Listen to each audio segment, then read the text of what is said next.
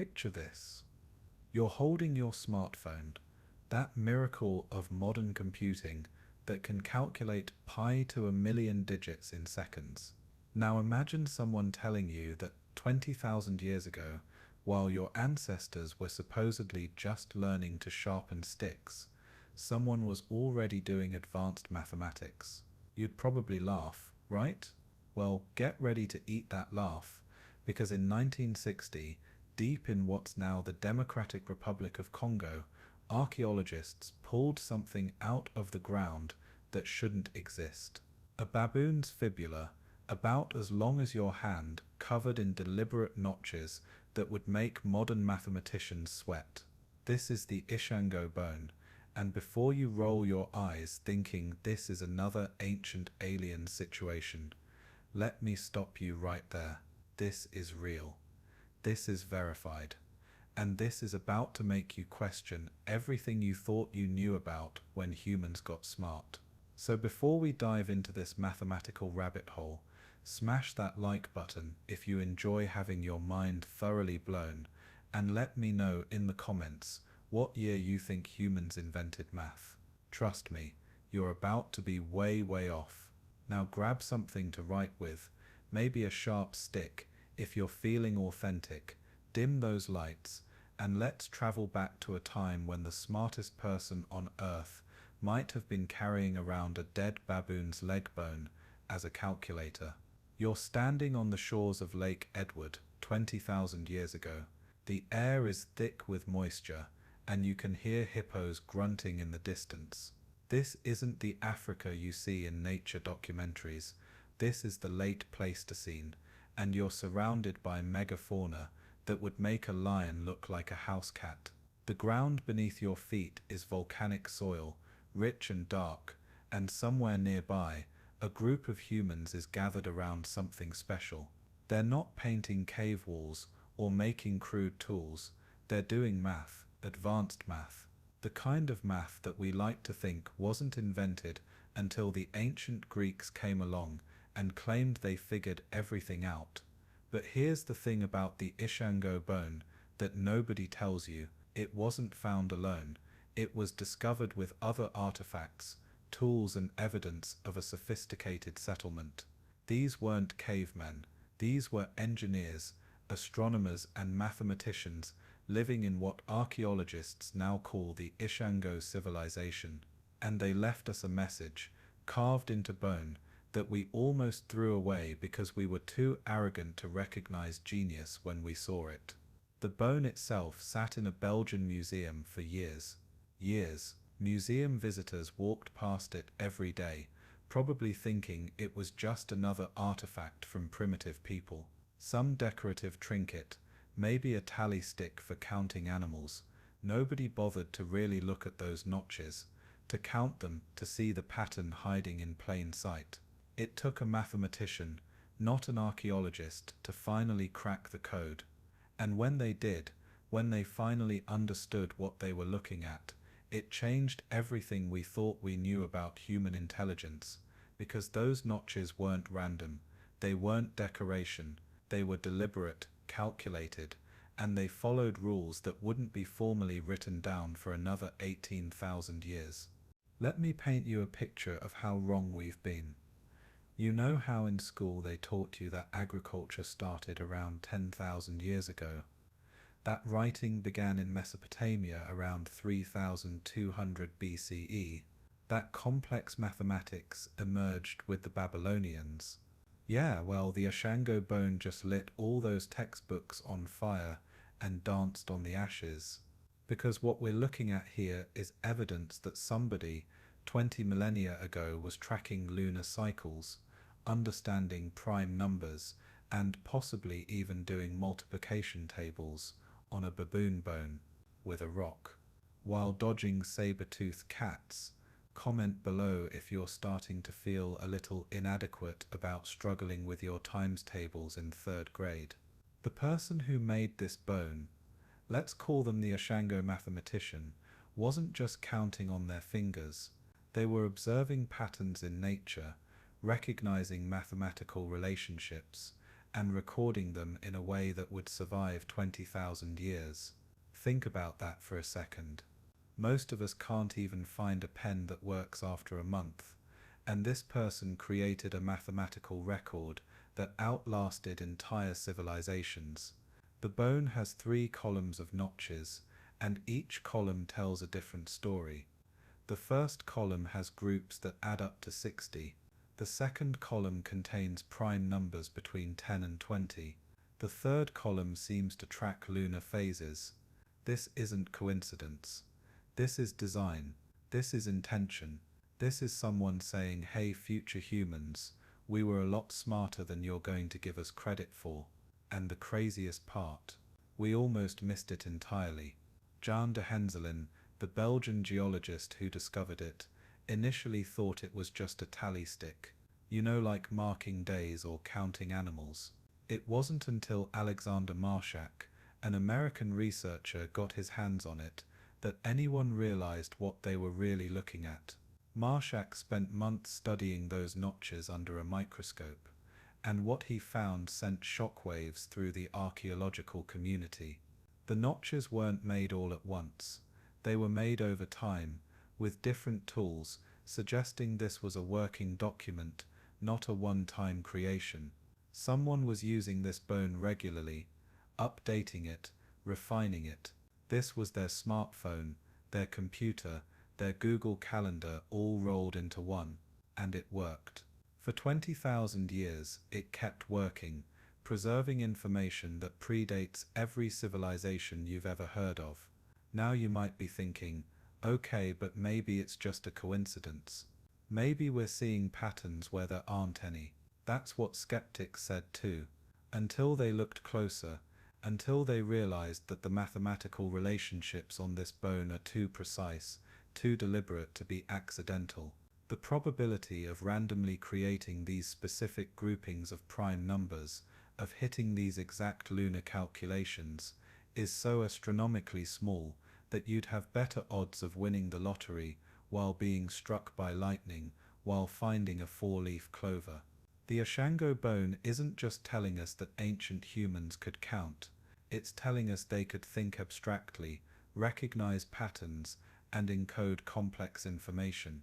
They had what we call mathematical thinking, the ability to see beyond the physical world and into the realm of pure numbers and relationships. And they had it when we were supposedly still figuring out which berries were poisonous. So you want to know what 20,000 years of erosion, burial, and neglect does to a piece of bone? Let me tell you, it doesn't make it easier to read. When de Henselen first pulled this thing out of the ground, it was covered in volcanic ash, compressed by millennia of sediment, and about as legible as your doctor's handwriting. The fact that we can read anything at all is a miracle of preservation. But here's where it gets interesting. The location where they found it, Ishango, sits right on the equator, at the headwaters of the Nile. This wasn't some random spot. This was a crossroads of ancient Africa, a place where different groups would have met, traded, and shared knowledge. Think of it as the Silicon Valley of the Stone Age, except instead of coding apps, they were coding reality itself into bone. You're probably sitting there thinking, okay, but how do we know it's really 20,000 years old? Great question, and the answer involves more science than most people realize. The bone was found in a layer of volcanic ash that we can date using potassium-argon dating. When volcanic rock forms, it traps potassium-40, which decays into argon-40 at a known rate. By measuring the ratio of these isotopes, we can pinpoint when that volcanic eruption happened. And that eruption, it happened 20,000 years ago, give or take a few centuries. The bone was sealed beneath it, like a mathematical message in a bottle, waiting for us to find it. But dating is just the beginning of the detective story. The real mystery is who made it and why.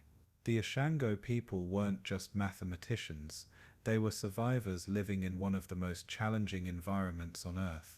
Lake Edward, where they lived, was surrounded by active volcanoes. Imagine trying to do calculus while Pompeii is happening next door. These people dealt with volcanic eruptions, earthquakes, and all the joys of living in the African Rift Valley, and yet they still found time to pursue abstract mathematical concepts. Let me put this in perspective for you. While these people were carving prime numbers into bone, the rest of humanity was spread across the globe in small bands, mostly concerned with not becoming something's lunch. In Europe, our ancestors were painting caves. In Asia, they were crafting stone tools. But in Ishango, someone was doing number theory. It's like finding out that while everyone else was learning to walk, one kid was already doing backflips. The bone itself tells us something about the person who made it. This wasn't carved by someone with shaky hands or poor eyesight. The notches are precise, evenly spaced, and clearly organized into groups. Whoever made this had steady hands, good tools, and most importantly, a plan. They knew exactly what they wanted to record and how to record it. This wasn't trial and error. This was expertise. And let's talk about those tools for a second. To make notches this precise, you need more than just a sharp rock. You need specialized tools, probably made from quartz or obsidian, carefully shaped and maintained. The Ishango people had a whole toolkit that would make a modern craftsman jealous. They had scrapers, burins, and microliths, tiny stone tools that could make incisions smaller than a millimeter. These weren't cavemen banging rocks together. These were precision engineers. Now here's something that'll really bake your noodle. The Ishango bone might not even be the oldest mathematical artifact we have. There's another bone, the Lubombo bone, found in Swaziland, that's been dated to 35,000 years ago. It has 29 notches on it, which just happens to be the number of days in a lunar month. Coincidence? At this point, if you still think it's coincidence, I've got a bridge in prehistoric Africa to sell you. But the Ishango bone is special because it's not just counting. It's showing relationships between numbers, patterns, sequences. It's showing mathematical thinking that we associate with much later civilizations.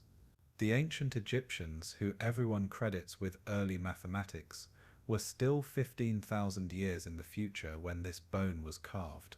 The pyramids? They wouldn't be built for another 17,000 years. Stonehenge? Don't make me laugh. That's practically modern compared to Ishango. Comment below if you're starting to realize that everything you learned in history class needs a serious update. Because here's the thing nobody wants to admit, we've been systematically underestimating our ancestors for centuries. We look at old artifacts and assume primitive people made them. We see ancient structures and wonder how they possibly could have built them without modern technology. Maybe, just maybe, they were a lot smarter than we give them credit for. The mathematical concepts on the Ishango bone aren't just impressive for their age, they're impressive period. Prime numbers which appear on the bone are the building blocks of mathematics. Every number can be broken down into prime factors. Modern encryption, the thing keeping your credit card safe online, depends on prime numbers. And someone in prehistoric Africa was already identifying and recording them. But wait, it gets better. The bone also shows evidence of doubling and halving, fundamental operations that form the basis of binary mathematics. You know, the ones and zeros that your computer uses to process everything. Yeah, those concepts might have been understood 20,000 years ago, by people who had never seen metal, who had never ridden a wheel, who had never planted a crop. They went straight to the abstract mathematics that underlies our digital age. Think about what this means for human intelligence. We didn't suddenly get smart when we invented agriculture. We didn't have some cognitive revolution when we started living in cities. We've been this smart all along. The only thing that changed was our ability to accumulate and pass on knowledge. The Ishango mathematician couldn't upload their findings to the cloud or publish in a journal. They had to encode it in bone and hope someone would understand it 20,000 years later. And honestly, they did a pretty good job. The preservation of this artifact is nothing short of miraculous. Bone usually decomposes completely within a few hundred years unless conditions are perfect. The volcanic ash that buried Ishango created exactly those conditions, sealing the bone away from oxygen and bacteria, preserving it like ancient Tupperware. Without that volcanic eruption, we'd never know that humans were doing advanced mathematics in the Pleistocene. Makes you wonder what else is buried out there waiting to completely rewrite our understanding of human history. Let's decode this ancient computer, shall we? You're looking at 3 columns of notches, each one telling a different mathematical story. The first column, what researchers call column G, has 4 groups of notches, 19, 17, 13, and 11. Notice anything special about those numbers? If you said they're all prime numbers, congratulations, you're thinking like someone from 20,000 years ago. These aren't just any prime numbers either. They're the prime numbers between 10 and 20, arranged in decreasing order. That's not random. That's someone who understood that prime numbers are special, that they can't be divided by anything except 1 and themselves. Now you might be wondering how someone without formal education, without number systems as we know them, could identify prime numbers. Here's the thing, they didn't need our modern notation. They had something better. They had direct observation. Imagine you're trying to divide up food among your group. Sometimes it divides evenly, sometimes it doesn't. When it doesn't divide evenly, no matter how you try, you've found a prime number. It's mathematics born from practical experience, not abstract theory. The second column, column M, is where things get really wild. It has groups of 3, 6, 4, 8, 10, 5, 5, and 7 notches. At first glance it looks random, but mathematicians notice something incredible. 3 plus 6 equals 9, 4 plus 8 equals 12, 10 plus 5 plus 5 equals 20, 9, 12, and 20. Or if you prefer 3 times 3, 3 times 4, and 4 times 5. This column is showing multiplication through addition, a fundamental mathematical concept that we teach kids in elementary school. Except this was carved when there were no schools, elementary or otherwise.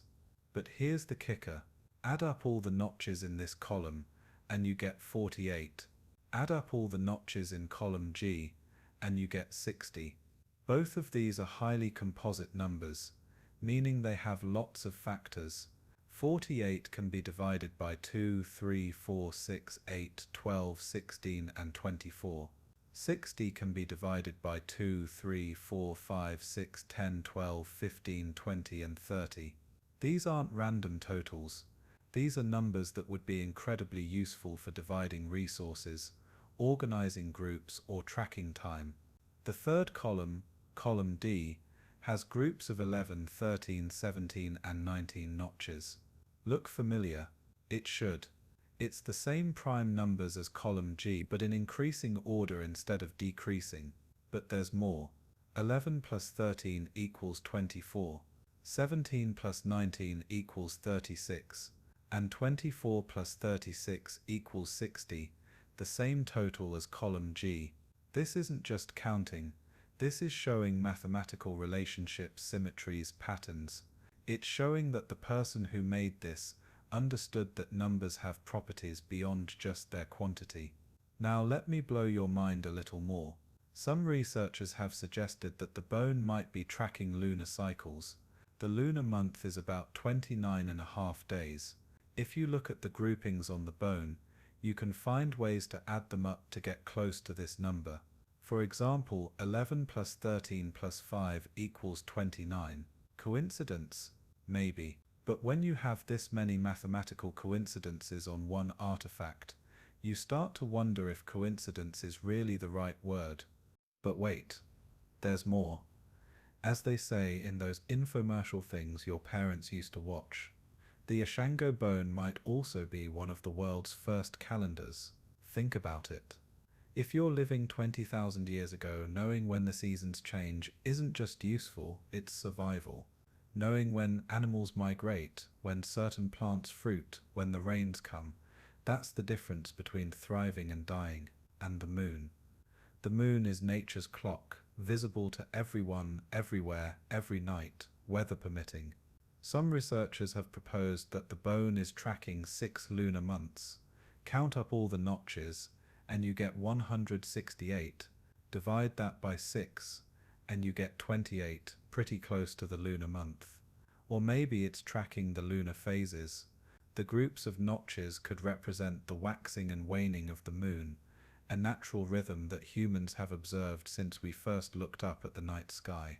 Drop a comment if you've ever actually tried to track the moon phases without an app. It's harder than you think, which makes this bone even more impressive. But here's where it gets controversial, and I love controversial. Some scholars think the Ishango bone might have been made by a woman. Why?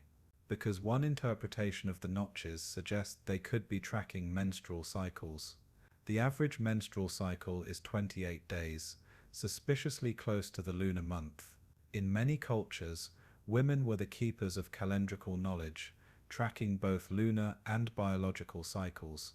If this interpretation is correct, the Ishango bone represents not just mathematics, but the intersection of astronomy, biology, and human observation. It's a reminder that science doesn't happen in isolation. It emerges from people trying to understand and predict the patterns in their lives. Whether it's the phases of the moon, the rhythm of seasons, or the cycles of the human body, mathematics is how we make sense of it all. Now, skeptics will point out that we're potentially seeing patterns that aren't there. That's fair. Humans are pattern recognition machines. We see faces in clouds, hear voices in static, and maybe we see mathematics in random notches. But here's the thing, the mathematical relationships on this bone are too consistent, too deliberate to be accidental.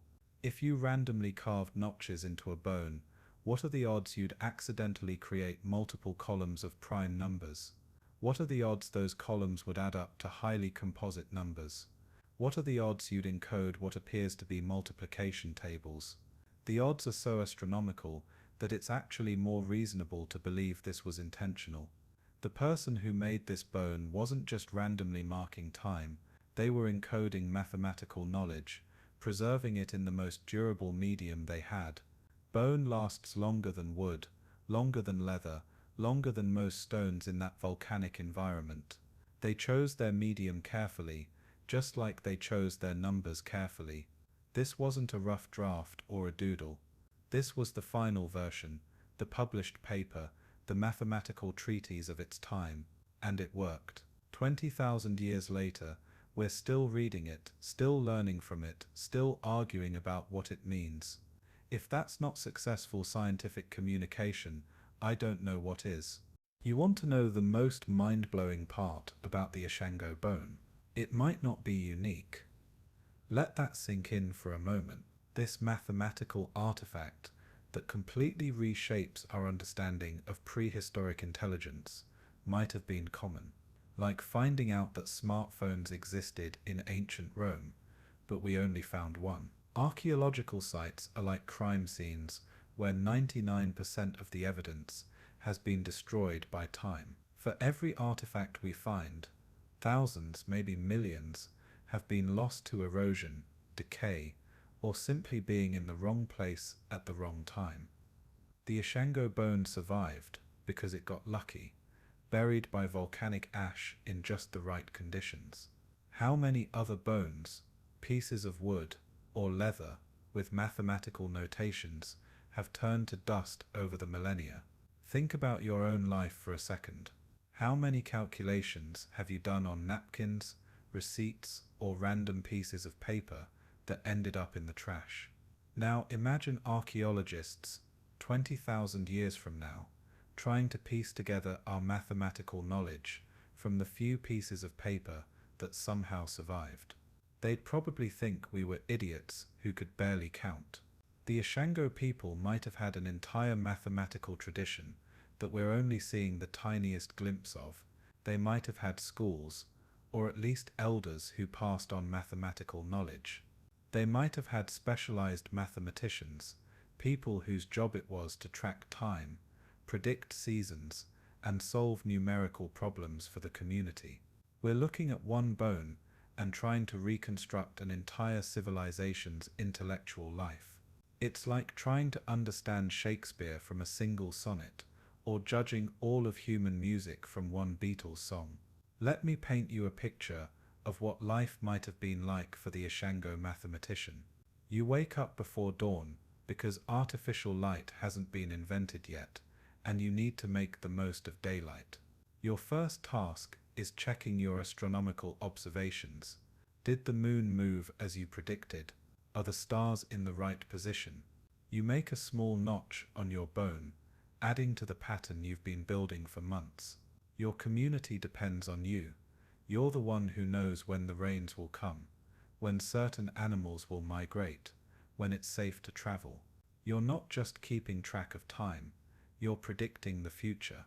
And in a world where one wrong prediction could mean starvation, you better be right. You've noticed patterns that others miss. You've seen that certain numbers behave differently than others. 11 stones can't be divided evenly, no matter how you try. But 12 stones, those can be split 2 ways, 3 ways, 4 ways, or 6 ways. You start categorizing numbers by their properties, not just their quantity. You're doing number theory, even though that term won't be invented for another 19,900 years. Your tools are simple but precise. A piece of quartz, carefully napped to a sharp edge, maybe some obsidian if you're lucky, volcanic glass that can be sharper than modern surgical steel. You've learned that different angles create different types of notches, and you use this to encode different types of information.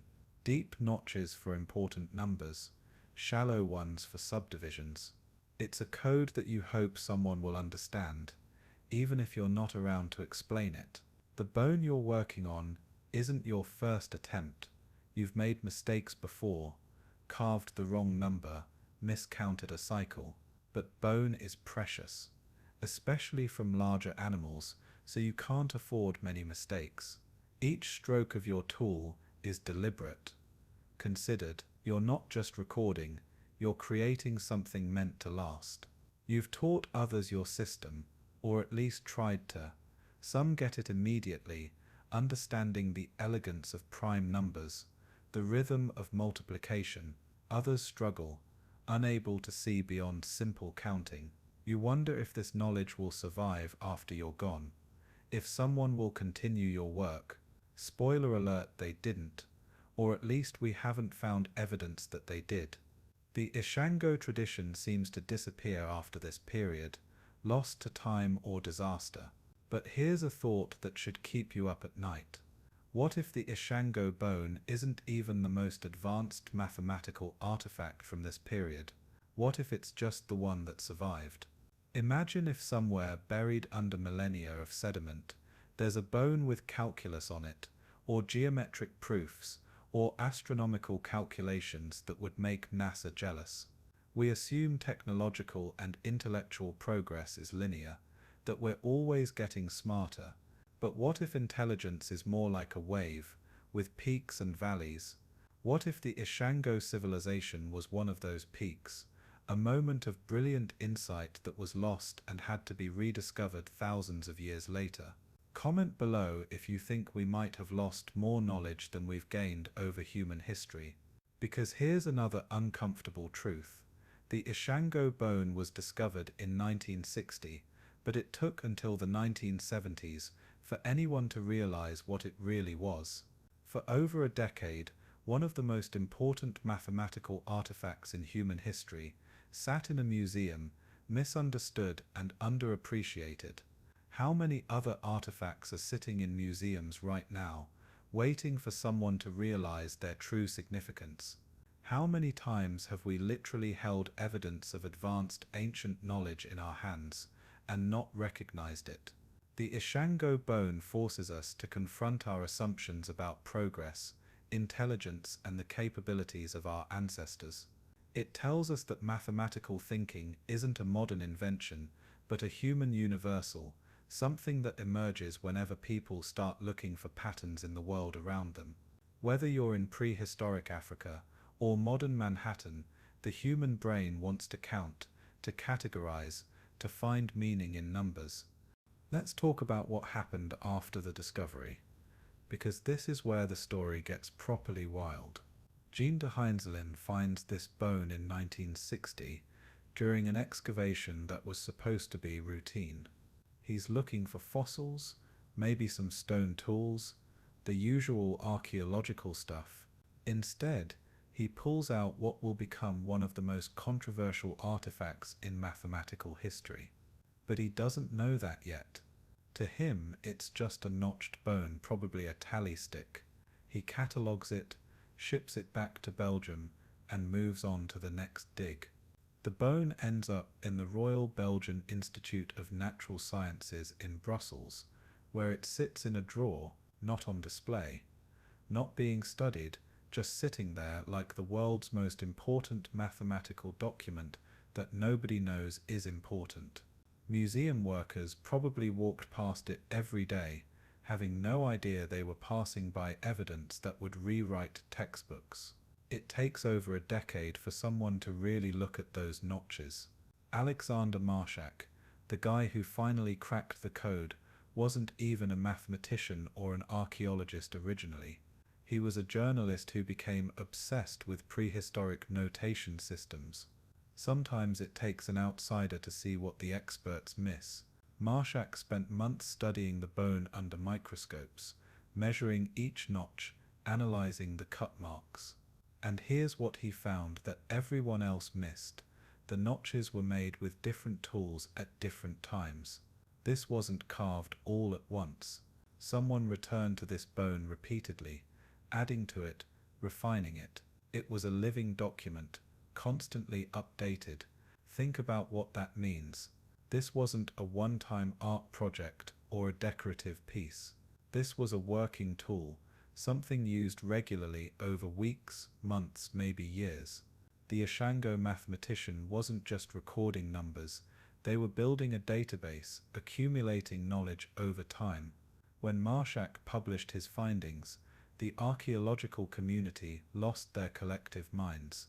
Here was evidence that mathematical thinking existed tens of thousands of years before anyone thought it was possible. The reactions ranged from excitement to outright denial. Some scholars refused to believe that prehistoric humans could understand prime numbers. Others argued that the patterns were coincidental. The debate got heated, and I mean academic paper throwing, conference shouting heated. But as more mathematicians looked at the bone, the evidence became undeniable. The mathematical relationships were too precise, too consistent to be accidental. This was intentional, deliberate, and sophisticated. The skeptics gradually became believers, though some held out for years, unable to accept that their entire understanding of human intellectual development was wrong. The Ishango bone became a sensation in certain circles. Mathematicians made pilgrimages to Brussels to see it. Papers were written, conferences were held, and slowly, the bone began to change how we think about prehistoric humans. It became a symbol of human intelligence, proof that our capacity for abstract thought goes back further than we ever imagined. But here's where it gets political, because everything eventually does. The Ishango bone is African, it's mathematical genius from the heart of Africa. From a time when Europe was covered in ice, and nobody had even thought about building pyramids yet. For centuries, Western scholarship has promoted a narrative that mathematics and science started in Greece. Maybe Egypt, if we're being generous, but definitely not sub-Saharan Africa. The Ishango bone destroys that narrative with extreme prejudice.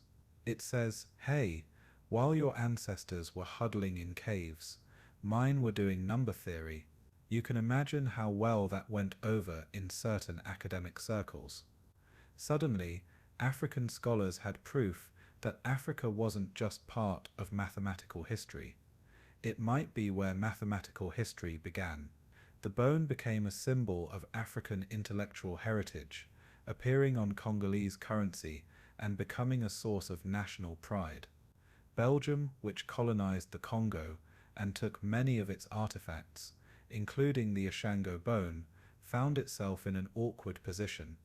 They had this incredible artifact that belonged to African heritage, but was sitting in a European museum. The discussions about repatriation, ownership, and cultural heritage got complicated fast.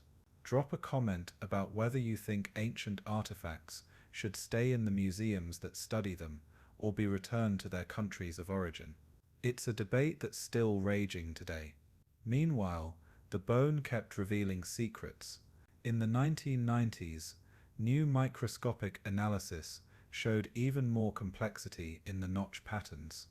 There were sub-notches, tiny marks that suggested an even more sophisticated counting system than originally thought. It was like finding out that what you thought was a calculator was actually a computer. The bone inspired a generation of researchers to look more carefully at other prehistoric artifacts. Suddenly, notched bones from across Africa and Europe were being re-examined. Some showed similar mathematical patterns, others didn't, but the important thing was that people were looking, really looking, for the first time. The Ishango bone also sparked interest in ethnomathematics, the study of mathematical concepts in different cultures. Researchers began documenting mathematical traditions in indigenous cultures around the world, finding sophisticated mathematical thinking in places Western academia had ignored. Turns out you don't need Greek letters and formal proofs to do mathematics. You just need a human brain and curiosity about patterns.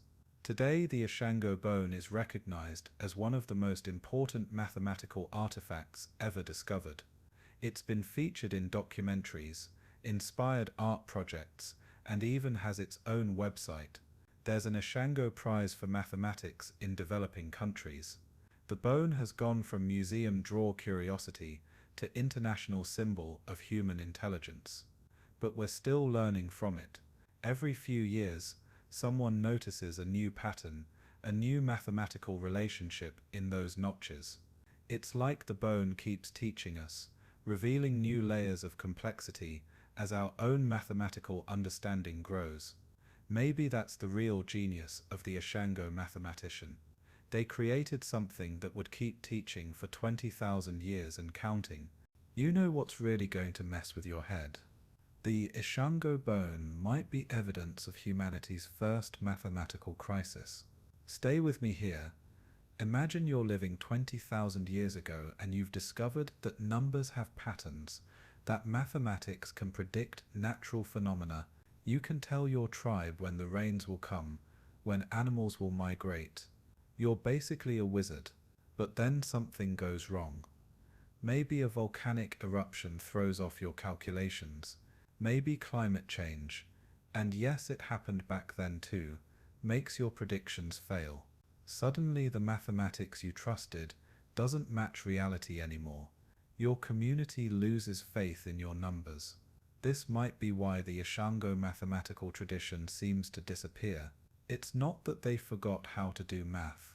It's that something happened that made their mathematical models obsolete, and without the scientific method to refine their theories, they abandoned them.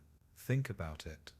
These people were doing empirical observation, pattern recognition, and mathematical modeling, but they were missing one crucial element of modern science, the ability to be wrong and learn from it. When their models failed, they didn't have the framework to understand why or how to fix them. They just knew the magic numbers stopped working. This is pure speculation, of course, but it fits with what we see in the archaeological record. The Ishango civilization seems to thrive for a period, then disappear. The mathematical traditions they developed don't seem to continue in the same region. It's like someone hit the reset button on mathematical progress. But here's the beautiful irony. The bone they left behind, the one that might record their failed astronomical observations or broken mathematical models, becomes proof of their genius 20,000 years later. Their failure, if that's what it was, becomes our inspiration. Now let's zoom out and talk about what the Ishango bone means for human cognition. Neuroscientists have studied mathematical thinking in the brain, and they've found that certain areas light up when we do math. These same areas are ancient, shared with other primates. The capacity for mathematical thinking isn't something we developed recently. It's been there all along, waiting for the right circumstances to express itself. The Ishango bone proves that those circumstances existed 20,000 years ago.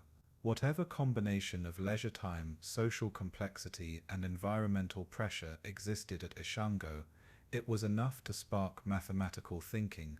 And if it happened once, it probably happened multiple times in multiple places throughout human prehistory. This brings us to an uncomfortable question. If humans have always had the capacity for mathematical thinking, why did it take so long for mathematics to develop into what we recognize today? Why the gaps of thousands of years between mathematical innovations? The answer might be simpler than we think. Survival. When you're spending all day finding food and avoiding predators, you don't have much time for abstract mathematics. The Ishango people must have had enough resources and safety to allow someone to spend time on non-survival activities. They had what we might call cognitive surplus, extra brain power not needed for immediate survival. Comment if you think modern society wastes its cognitive surplus on social media instead of mathematics. No judgment, just curious. The Ishango bone also raises questions about how knowledge is transmitted. Without writing, how do you pass on mathematical concepts? The bone itself might be the answer. It's not just recording information, it's a teaching tool. Each column shows different mathematical concepts, like a textbook carved in bone. A teacher could use this bone to show students about prime numbers, multiplication, and counting systems. But oral tradition must have played a huge role too. Songs, stories, and mnemonics that encoded mathematical knowledge. We see this in many indigenous cultures today, where complex mathematical concepts are embedded in cultural practices. The Ishango people probably had counting songs, number stories, mathematical riddles that helped preserve and transmit their knowledge. The loss of this oral tradition might be why the mathematical knowledge seems to disappear. Once the chain of transmission is broken, the knowledge is lost forever. The bone survives, but without the cultural context, it becomes indecipherable. It takes us 20,000 years to rediscover what they knew. This is a sobering reminder about the fragility of knowledge. We like to think that once something is discovered, it stays discovered. But history shows us that knowledge can be lost, sometimes for millennia. The ancient Greeks knew the earth was round and calculated its circumference. Medieval Europe forgot and had to rediscover it. The Ishango people knew about prime numbers. Humanity forgot and had to rediscover them. Makes you wonder what we might be in the process of forgetting right now. What knowledge are we failing to transmit to the next generation? What discoveries will have to be made again because we didn't preserve them properly? The Ishango bone survived by luck, preserved by volcanic ash. But for every bone that survived, how many didn't? How many times has humanity discovered mathematics, only to lose it again? The bone isn't just a record of mathematical knowledge, it's a warning about the importance of preserving and transmitting that knowledge. Because if we're not careful, future archaeologists might be puzzling over our artifacts, wondering how we could have been so smart and yet lost so much. Let's get weird for a minute and talk about what the Ishango bone might mean for our search for extraterrestrial intelligence. I'm serious. SETI, the search for extraterrestrial intelligence, looks for signals from alien civilizations. They assume that mathematics is universal, that any intelligent species would discover prime numbers p, the Fibonacci sequence. The Ishango bone proves they're probably right. If humans 20,000 years ago, with no contact with other mathematical traditions, independently discovered prime numbers, then mathematics really is universal. It's not cultural, it's fundamental to how intelligence understands the universe. Prime numbers aren't a human invention, they're a human discovery. They exist whether we know about them or not. Any intelligence that starts counting will eventually notice that some numbers are special. The Ishango mathematician noticed, Greek mathematicians noticed, Chinese mathematicians noticed, and if there are aliens out there, they've noticed too. This universality of mathematics is why scientists think math might be the best way to communicate with alien civilizations. The Ishango Bone is proof that mathematical thinking emerges naturally from intelligence. It's like convergent evolution, but for ideas instead of biology. But here's a thought that'll really bake your brain. What if the Ishango Bone represents a different kind of mathematical thinking than what we developed? What if there are multiple valid ways to understand mathematical reality, and we've only explored one path? The Ishango notation system is different from anything we use today. They weren't using base 10 or base 60 or binary. They were using something else. A system that made sense to them, but that we're still trying to fully understand. Maybe they saw mathematical relationships we miss, because we're locked into our particular way of thinking about numbers. Imagine showing the Ishango mathematician our modern mathematical notation, the symbols, the equations, the graphs. They might recognize the underlying concepts, but be completely baffled by our representation. Similarly, we might be missing something profound in their notation system, some insight that we can't see because we're too wedded to our own mathematical framework.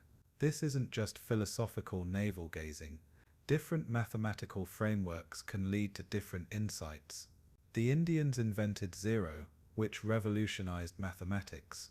The Arabs developed algebra. The Europeans developed calculus. Each breakthrough came from thinking about mathematics in a new way. What breakthrough might the Ishango framework have led to if it had continued to develop? The bone also challenges our assumptions about technological progress. We tend to think of technology as cumulative, each generation building on the last. But the Ishango Bone suggests that intellectual breakthroughs can happen anywhere, anytime, independent of previous developments. The Ishango mathematician didn't need thousands of years of mathematical tradition to recognize prime numbers. They just needed observation and intelligence. This has huge implications for how we think about innovation. Maybe breakthrough insights aren't as dependent on previous knowledge as we think. Maybe genius can emerge from anywhere, even from someone with no formal education, no access to libraries, no internet. The Ishango mathematician proves that the human brain, unassisted, can discover fundamental truths about the universe. Let that sink in. No computers, no calculators, not even paper and pencil, just a human brain, some bones and sharp rocks. And yet they discovered principles that we still use in our most advanced mathematics. It's humbling and inspiring at the same time. Drop a comment about what you think you could discover if you had no distractions, no technology, just time to think and observe. The Ishango Bone also makes us reconsider the role of mathematics in human culture. We tend to think of math as something separate from daily life, something you learn in school and then mostly forget. But for the Ishango people, mathematics was integrated into their daily existence. It was how they understood time, predicted nature, organized their society. Maybe we've actually gone backwards in some ways. We've separated mathematics from life, turned it into an abstract discipline that most people fear or avoid. The Ishango people lived mathematics. They saw it in the phases of the moon, the migration of animals, the changing of seasons. Mathematics wasn't something they did. It was how they understood everything. This integration of mathematics with daily life might be why they made such remarkable discoveries. When you're constantly observing patterns, Constantly thinking mathematically, insights come naturally. Modern mathematicians talk about mathematical intuition, the ability to see patterns and relationships without formal proof. The Ishango mathematician had this in spades. The bone forces us to ask, what is mathematics really? Is it the formal system we learn in school, with axioms and proofs and rigorous logic? Or is it something more fundamental, a way of seeing patterns in the universe that any intelligence can access? The Ishango bone suggests it's the latter. Mathematics isn't something we invented, it's something we discovered, and we keep discovering it over and over whenever we pay attention to the patterns around us. Time to address the elephant in the room, or should I say the baboon in the bone. Why a baboon fibula specifically? This wasn't a random choice. The fibula, the smaller of the two lower leg bones, is straight, strong, and about the size of a large pen. It's perfect for carving and carrying around. But baboons were also significant to many African cultures. They're intelligent, social animals that live in complex hierarchies. They use tools, have elaborate social rules, and display problem-solving abilities that would make some humans jealous. The Ishango people would have observed baboons closely, maybe even seen them as kindred spirits. Choosing a baboon bone for their mathematical record might have been deeply symbolic. In many African traditions, baboons are associated with wisdom and judgment. The ancient Egyptians, much later of course, associated baboons with Thoth, the god of wisdom and mathematics. Maybe this association goes back much further than we thought. Maybe the Ishango mathematician chose a baboon bone because they saw mathematics as a form of wisdom, and baboons as wise creatures. There's also a practical consideration. Baboon bones are dense and durable, more likely to survive than bones from other animals. If you're going to create a mathematical record meant to last, you choose your materials carefully. The Ishango mathematician wasn't just thinking about the present, they were thinking about preservation, about legacy. They succeeded beyond their wildest dreams. But let's talk about what daily life was actually like when this bone was created. Lake Edward, where Ishango was located, was a paradise compared to much of Pleistocene Africa. Fed by mountain streams, full of fish, surrounded by lush vegetation, it was like living in Eden. If Eden had hippos and crocodiles, the Ishango people weren't struggling to survive, they were thriving. Archaeological evidence shows they had a varied diet: fish, shellfish, mammals, birds, and plants. They had sophisticated tools for fishing, including harpoons that are works of art in their own right. These weren't desperate people scraping by. These were people with enough security and leisure to pursue intellectual activities. Think about Maslow's hierarchy of needs. This Holkswoodmole's Curie-Zauke of needs. You don't do advanced mathematics when you're starving. You do it when your basic needs are met, and you can turn your attention to higher pursuits. The Ishango people had achieved this 20,000 years ago. The climate at Ishango was different then too. This was during the last glacial maximum, when much of the world's water was locked up in ice sheets. Sea levels were lower, and Africa's climate was different. The Sahara, now the world's largest desert, was green and full of lakes. Animals and humans could move across the continent in ways that are impossible today. This connectivity might explain how mathematical knowledge could have spread if it did. The Ishango tradition might not have been isolated. There might have been a network of mathematical thinkers across Africa, sharing knowledge, comparing observations, refining their understanding. We only have one bone, but it might be a remnant of a much larger intellectual tradition. The volcanic activity that preserved the bone also tells us something important. The Ishango people lived in a geologically active region, with volcanoes and earthquakes as constant threats. This might have influenced their mathematical thinking. When the ground can literally shift under your feet, When mountains can explode, you look for patterns, for ways to predict and understand these catastrophes. Mathematics might have been their way of finding order in chaos. Some researchers have suggested that the Ishango bone might have been a ritual object used in ceremonies or divination. Mathematics and mysticism often go hand in ancient cultures. Numbers were seen as having power, as revealing hidden truths about the universe. The Ishango mathematician might have been part priest, part scientist, using numbers to divine the will of the gods or the patterns of nature. But even if it had ritual significance, that doesn't diminish its mathematical importance. Many of humanity's greatest intellectual achievements have emerged from religious or mystical traditions. The calendar was developed to track religious festivals, astronomy grew from astrology. Mathematics itself was considered sacred by the Pythagoreans. Comment below if you think there's still something mystical about mathematics, something that goes beyond pure logic. The social structure that produced the Ishango bone is also worth considering. Someone had to support the mathematician while they worked on abstract problems. Someone had to value this knowledge enough to preserve it. This suggests a complex society with specialized roles, where not everyone had to spend all their time on survival tasks. It suggests a culture that valued knowledge for its own sake, not just for its practical applications.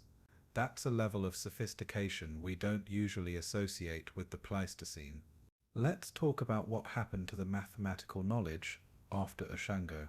The short answer is, we don't know. The longer answer is, it's complicated and slightly depressing. The Ishango civilization seems to disappear from the archaeological record after this period.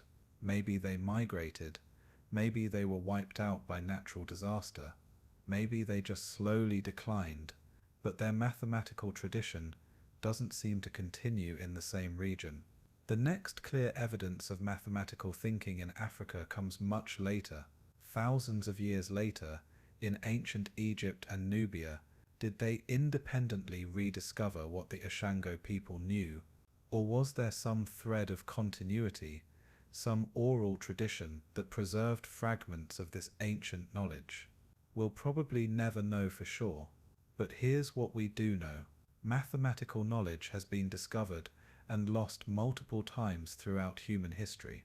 The ancient Babylonians knew about Pythagorean triples 1500 years before Pythagoras.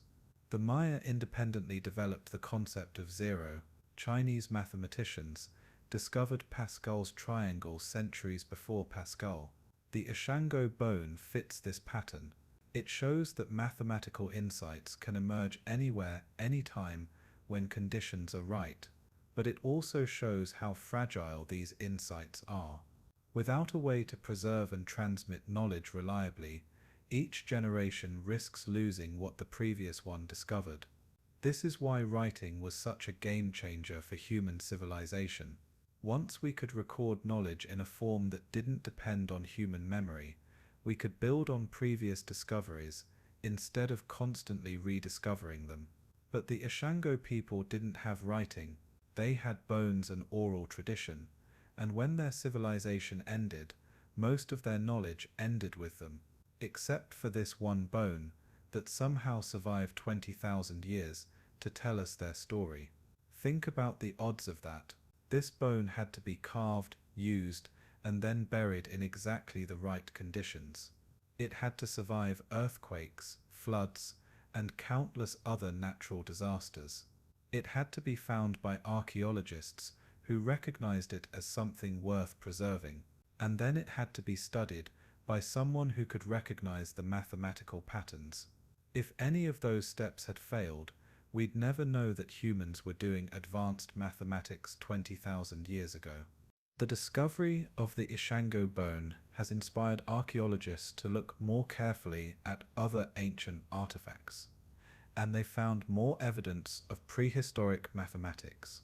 Notched bones from across Europe and Asia, some even older than Ishango, show that humans have been counting and calculating for at least 40,000 years, but none are as sophisticated as the Ishango bone, with its prime numbers and possible multiplication tables.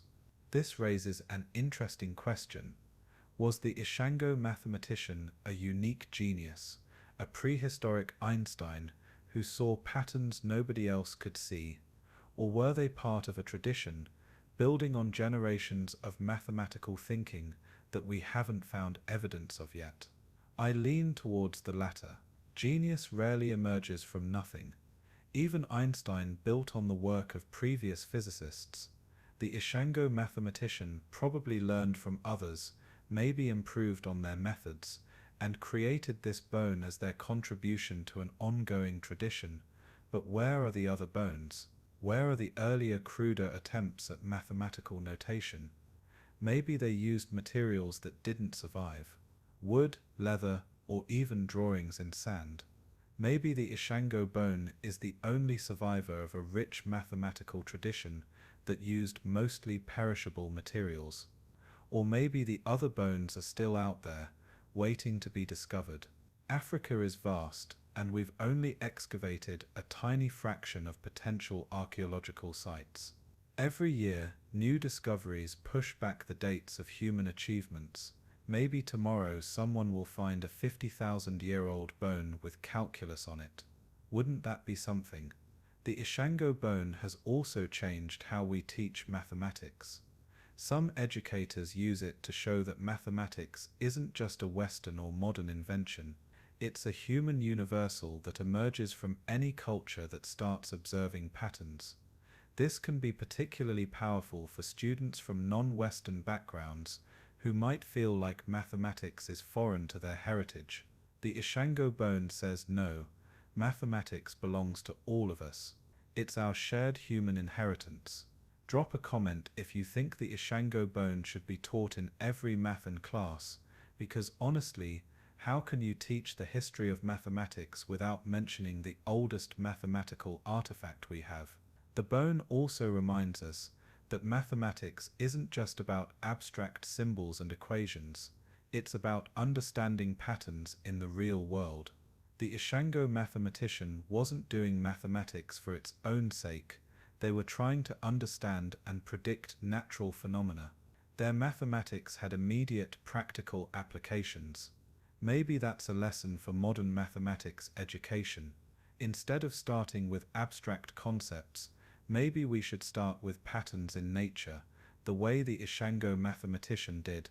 So here we are, 20,000 years after someone carved numbers into a baboon bone, and we're still learning from their work. The Ishango bone isn't just an artifact, it's a message across time, a mathematical hello from our ancestors. It tells us that the human drive to understand patterns, to quantify and predict, is as old as our species itself. But it also tells us something darker. It reminds us how much knowledge we've lost, how many times humanity has had to rediscover the same truths. The Ishango mathematician discovered prime numbers 20,000 years ago, but that knowledge was lost, and prime numbers had to be discovered again by the ancient Greeks, and probably by others we don't even know about. How many other discoveries have been made and lost? How many times has humanity invented the wheel, literally or figuratively, only to forget and have to invent it again? The Ishango bone is proof that progress isn't linear. We don't always move forward. Sometimes we go backwards, lose ground, forget what we once knew. This should make us humble about our own achievements. Will future humans look at our mathematics, the way we look at the Ishango bone, as a sophisticated but ultimately incomplete understanding of reality? Will they wonder how we could be so smart and yet miss obvious truths that they take for granted? Probably. But the bone also gives us hope. It shows that humans, even in the most challenging circumstances, seek to understand their world through mathematics. Whether you're living by an ancient lake in Africa or in a modern city, the human brain wants to find patterns, to count, to calculate. It's what we do. The Ishango bone has become more than just an archaeological artifact. It's a symbol of human intelligence, African heritage, and the universality of mathematical thinking. It appears on currency, in museums, in textbooks. It's inspired art, music, and literature. Not bad for a piece of bone that sat in a drawer for over a decade.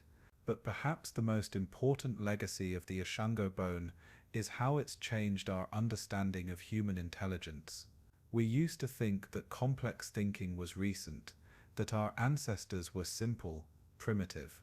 The Ishango bone says no, they were us. Same brains, same curiosity, same drive to understand. The person who carved this bone 20,000 years ago couldn't have imagined that their work would survive into an age of space travel and quantum computers.